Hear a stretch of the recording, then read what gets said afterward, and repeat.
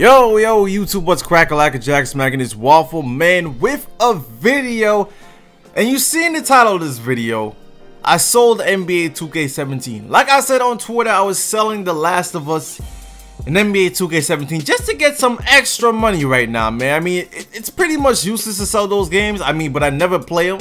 I do play 2K17 usually, occasionally, sometimes if I'm making a video about something in 2K18 or for 2K19. But I was like, you know what? Let me get some money to put some gas in my car. And I'm like, these games are right now just sitting there. Last of Us I haven't played in a lot. Like, Last of Us is one of the games I've never sold. And this is one of the games I got probably 2, 3, maybe 4 years ago for the PS4. I remember this because I got this game in Florida. And I haven't been to Florida in a long time. And that's where I got this game. So the fact that I had The Last of Us remastered for so long, it was one of the only physical games I've had and kept consistently because I sold most of them back before, is crazy. So I went to GameStop, they told me the price for both of those games. The Last of Us is $5 apparently, which is kind of crazy because, listen man, Last of Us came out a long time ago and The Last of Us has been, I'm pretty sure The Last of Us has been like $10 a couple of times, or a couple of Black Fridays, or a couple of sales, or Christmas, whatever. But I know The Last of Us isn't that expensive since it's been out for like so long now. NBA 2K17 on the other hand has only been 2 years out. Not even 2 years, more like 1 year and a couple of months. But the guy tells me the freaking cash value for 2K17, and he says 50 cents. I mean, listen. I know you're not gonna be able to see this, but I'll probably show you another image. But 50 cents, man. 50 cents. Matter of fact, not even 50 cents. I actually got 40 cents. 40 cents for NBA 2K17. That's crazy. I mean, that's crazy. Going to GameStop and trading the game, and what do you get? You don't even get enough. You don't even get enough money to buy a candy from the corner store or the bodega. You don't even have enough money for that. So I was like, you know, I was kind of surprised, but at the same time, I really wasn't. I was like, alright, just trade that shit, and I don't give a fuck. I mean, listen, I just stopped caring. I don't even need to trade these games in. I have money already. I don't need to even trade these games in. I was like, you know what? Let me just get some extra moolah. Let me just put that shit in my car, and that's what I did. So I don't have 2K17. I don't have The Last of Us anymore. I don't think I was ever going to play them anyways. Right now, I just don't have any time to even play games. I'm trying to make videos, but listen, man, it's hard to make videos right now with all this shit I'm doing. But we did get some also new information. And by the way, that's just crazy to think that only, and by the way, if you sell 2K16 to GameStop, they'll give you like 20 or 25 cents. That's crazy. 20 or 25 cents to trade in the game. And if you trade in 2K18, I think if you're, and this is if you're a non-member, if you're not a GameStop member, like an elite member, you only get $7 for 2K18. So 2K18 came out last year. You want to trade that shit towards 2K19? Yeah, I think you're gonna get a little bit more cash back for trading it in for an actual another game. But if you want cash or you're a regular member trading it in, you get $7, man. I mean, goddamn.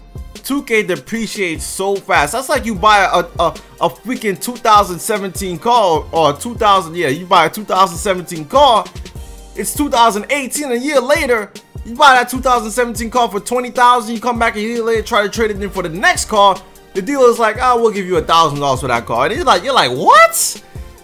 Like, nigga, what? But anyways, we got some new information. Mike Wayne, that he tweeted out.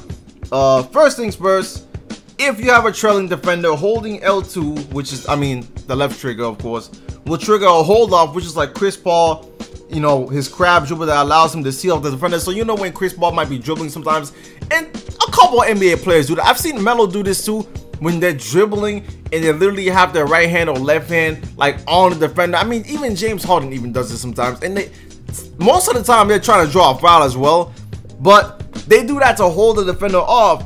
And 2K is actually implementing that in the game on offense. So that's going to be interesting to see how players use this, because this could be a big deal, man. I mean, this is a new animation in the game. And if you're behind the offensive player and they're able to do that, you're going to be, if you're the defender, you're going to be in trouble, because you're not going to be able to guard them properly if they're doing that. So that's gonna be crazy. The other thing is that apparently now if you do a certain types of layups like Euro steps, or if you're doing a cradle or a hop step, and even a spin, you know, spin guiders, anything like that, they're now saying off of those moves you can actually do a dunk. And this is mainly for slashers, but I'm also assuming other builds can do this too if they're given the right chance, and sometimes it happens. But this is something that we've seen before, because remember the spin dunk cheese? We haven't seen that in a long time in 2K. The spin dunk cheese, when you just, you know, spin dunk with dunkers in 2K, that hasn't happened in a good minute in a 2K. But in this game, it looks like it might be coming back. Not the cheese necessarily, but just the move itself. So you might be able to do a spin dunk, which it happens in the NBA. It doesn't happen a lot, but it happens. Euro layups, Euro dunks, I mean, it happens too. It doesn't happen a lot, but you know, it's cool to see cradles, you know, all that stuff.